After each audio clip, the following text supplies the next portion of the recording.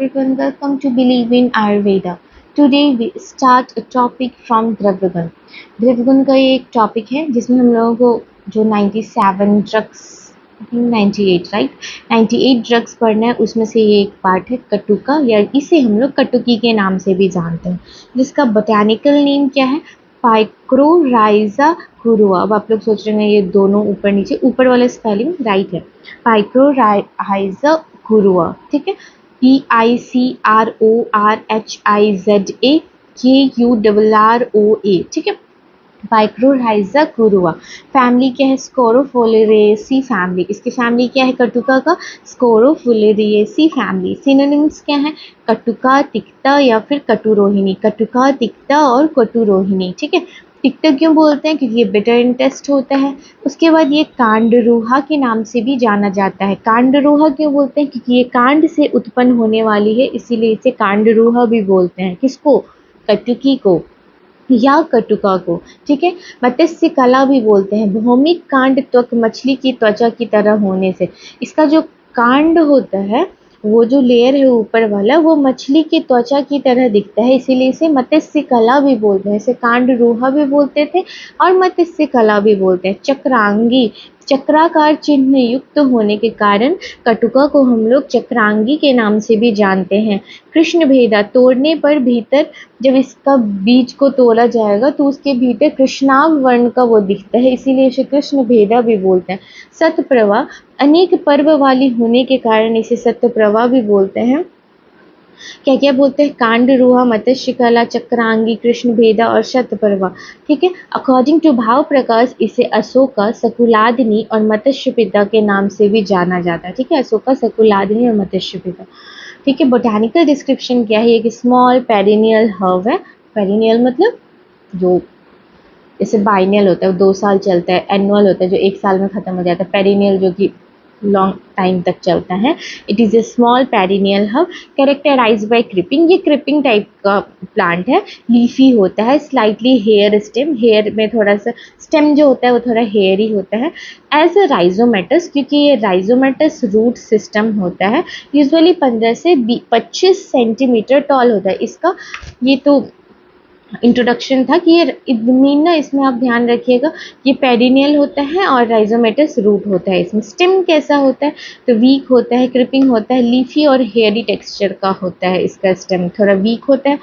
ऐसे भी क्रिपिंग वाला का स्टेम तो वैसे भी वीक ही होगा, लीफी होगा, हेयरी टेक्सचर होगा, वो तो बोले ही। उसके बाद root, plant has a rhizomatous root stock with root that are about 5 से 10 centimetre long. Plant has a rhizomatous root stock, जो राइजोमेटस यानी राइजोम वाला जो रूट है वो होता है with root that are about 5 to 10 centimetre long, और इसका रूट जो है 5 से 10 सेंटीमीटर लॉन्ग होता है। I will show you, wait a minute, which picture is clear?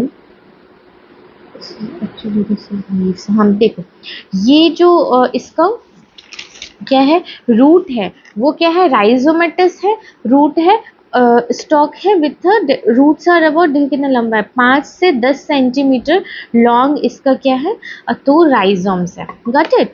उसके बाद हम लोग क्या पढ़ेंगे, उसके राइजोम्स, देखो राइजोम्स भी दिखाया जा रहा है। wait, what is this? This is inflorescence, this is rhizome, हाँ? ये जो है पाइकोराइजा कुरुआ का ये राइजोम है। राइजोम में क्या बोल रहा है? Jointed, zigzag, greyish brown, cylindrical and irregularly grow.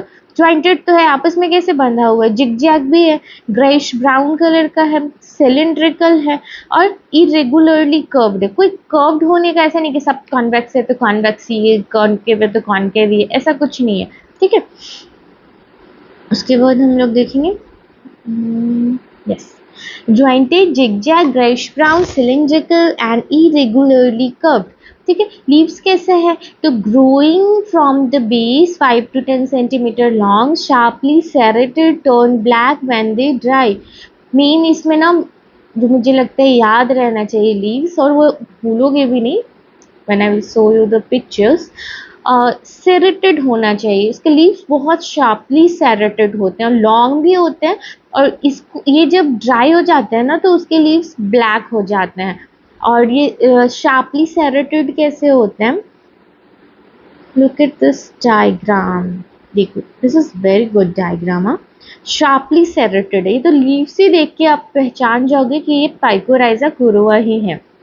Sharply serrated है, लॉन्ग भी है, ठीक है।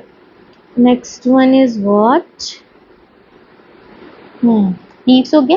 फ्लावर्स, पेल पर्पल बाइसेक्सुअल सेसाइल और इंटरमिनल स्पाइक, इसके फ्लावर्स भी बहुत सुंदर होते हैं। मेन इसमें आपको याद रखना कि ये पर्पल कलर के होते हैं, पेल पर्पल भी याद रखो, बाइसेक्सुअल सेसाइल भी होते हैं, बट मेन इसे मतलब फिगर देख के याद रहता है कि ये पर्पल कलर का है और इसका इंटरटर्मिनल स्पाइक स्पाइक फॉर्म में होता है। देखो पर्पल कलर का है ना, कितना खूबसूरत है। और इंटरटर्मिनल, इसका टर्मिनल कैसा है तो स्पाइक फॉर्म है। ऐसे टर्मिनल्स फ्लावर्स फॉर्म में होते हैं, लेकिन इसका इंटरटर्मिनल कैसा है पाइकोराइजा कुरुआ को, तो स्पाइक फॉर्म में है, ठीक है।